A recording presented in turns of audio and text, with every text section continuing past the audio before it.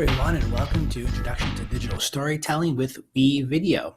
One of my major goals for this course is to make every single video for the course with WeVideo. So right now I am using WeVideo's screen capturing tool, and then I'm going to bring that video in. Right now I'm capturing my screen, so everything I do, every movement I make on the screen is being recorded with my voice. And I'm going to bring that video into WeVideo. Now, I usually use different screencasting tools if I'm just going to do a simple screencast, but I want to use only WeVideo to kind of show you how WeVideo can be a very versatile tool for your students and for yourself. All right, so this introduction video is really going to focus on what digital storytelling is, and then the rest of the videos are really going to focus on how to do some of the basics to get started using WeVideo. And then at the end, hopefully everybody can sort of create their own little mini WeVideo and share it with everyone else in the group. So this is the Google Doc that I shared out with everyone that goes over all the different aspects of the WeVideo course.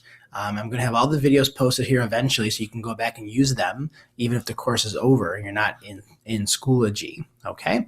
But at the bottom here, I have a lot of resources, introduction to WeVideo manual and all the other aspects. But here I'm focusing on educational uses of digital storytelling, okay? So with that said and done, I have some really great little video links here and one article that really give you a lot of great insights into what digital storytelling is.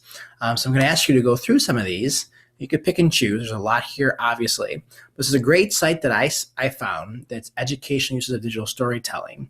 And it kind of goes through all the different aspects of it. And there's more up here in each little individual tab, like what is digital storytelling? And basically digital storytelling, it can be used in any curricular aspect. For me as a history teacher, obviously it's very easy for students and myself to make content videos based upon historical ideas and documentaries and those aspects. But it could be used in ELA, it could be used in LOT, it could be used in science, wherever you're basically using a video and multimodal, multimedia aspects to create a story for your course. Again, these could be teacher created, but hopefully more so student created. So you can really have some great fun. So it gives what is digital storytelling, and then it talks about educational uses. So there's a really lot of great aspects here of, tools and things of that nature. They have some example storytelling. They have some how-tos. Obviously, these go into a lot about, come up with an idea, explore and researching, write a script, do a storyboard, gathering images, sharing. And this is what I do with my students. And they have a lot of really great, places to find music and to use. They have a link for WeVideo, so they like WeVideo as well. Obviously, there's a lot of other tools to use to make digital stories besides WeVideo. But WeVideo is a great one that we're going to focus on for these courses. Okay, so there's a lot of really great aspects here and educational materials to use and lesson plans. So really check that one out. That's really an excellent one. This is Kathy Schrock's guide to digital storytelling. She does a lot of really great ed tech stuff. And with this particular video, she talks about gets into tools, digital storytelling across the curriculum, different uses. So here, creating posters and creating different subject areas. Really some great resources and tools here to kind of look through as you're going through some of your ideas of how you want to use digital storytelling with your own students. Okay, so that's a really great aspect. Okay, another website is Digital Storytelling in the Classroom, which is really great. Okay, and here is a nice site. They talk all about different digital storytelling. They give some examples of it, how-tos, how it's being used in different areas, which is really great. So that's a great one to check out as well. This is another teacher guide. This is from a website called Edudemic, which has a lot of great education technology stuff. It's a few years old. They get into how you do it, what you would do, lesson plan ideas for different subject areas, talk about different tools and so forth. And the last one I share with you is really old. It's from 2007, but I think the ideas behind it are really good. Just concrete information, knowledge about what digital storytelling is. What is it? Who's doing it? How does it work? So again, this is just some great aspects because it's been around for a while, and it's just a great tool to use with your students. Okay, so that's kind of what I wanted to start off the course, is looking at these different aspects of digital storytelling. Okay. Now, I wanted to show you, I use it for a lot of different courses. Almost every course I teach, I do something with digital storytelling. But here, I'm going to put this on the Google Doc so everybody can kind of look through it if they like. This is my final project for my New Step class, which my students take courses on American military history. They do a final project. And what we start off with in the class is the students work in groups, and they actually make a really quick little mini movie documentary about any military unit that the group picks to be their military unit for the year. All right, so I have students in groups, about 4 to 5 students, and they take on the identity of a real military unit in the Army. I think we usually only pick the Army, not the Marines.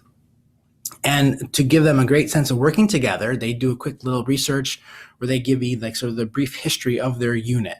And they do all this research, find great images and other aspects to it and primary sources, and they put together a 3 to 5 minute video about their particular unit, and they share it with the class. Now, WeVideo is great for doing collaborative video projects. Now, we're not going to get into that in this course. I'm going to do another advanced course, but you could actually have students work on the same video project together through WeVideo, which is a great benefit there. Okay, so this is the project that I give eventually. After they do that little mini project, they do a larger individual project on their own, where they pick any topic they want in American military history.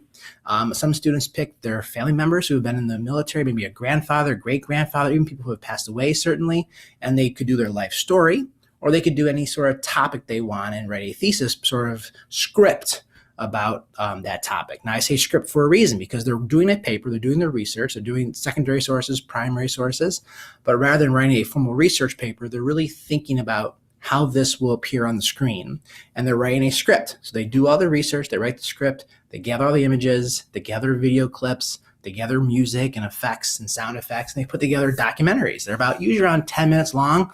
We've had students, I think the record is about 25 minutes. And, we watch it at the end of the year, and we have a little Academy Awards ceremony where students might win different, prizes for a category and best of whatever. So we have a lot of fun with it.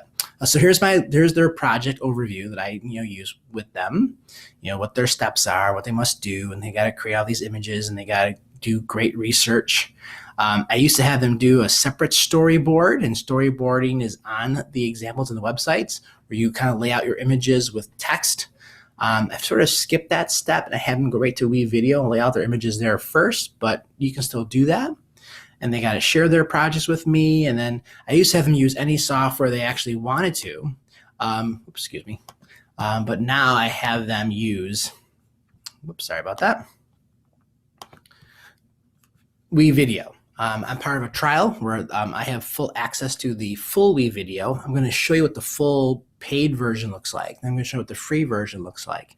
And if there's enough interest, hopefully in the district, we'll get everybody to get on the, more expensive but more useful paid version of WeVideo. Okay, because with the paid version, I can go in and I can see any student's project, help them edit it, just like a Google Doc. I don't need permission. I have access already to all of their materials.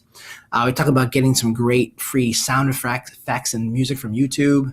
And this is kind of the project outline, the rubrics for the project, and when it was all supposed to be dropped to Schoology. And at the end of the semester, we watched them all together. Okay, so I'm also going to do is I'm going to put some links on the Schoology page where I also give you some examples of some of my students' work, which I think is really great. They do such a nice job. I'm so proud of them. Okay, so that's kind of this basic overview of what digital storytelling is, a little bit how I use it with my students, and I invite you to watch some of my students' videos that I'll put in the post, and that would be fantastic. Okay, everyone, I made one addition to the Google Doc that I shared out with everyone. I know I said goodbye, but so people weren't confused. I thought it might be hard to post all of this inside the Schoology post.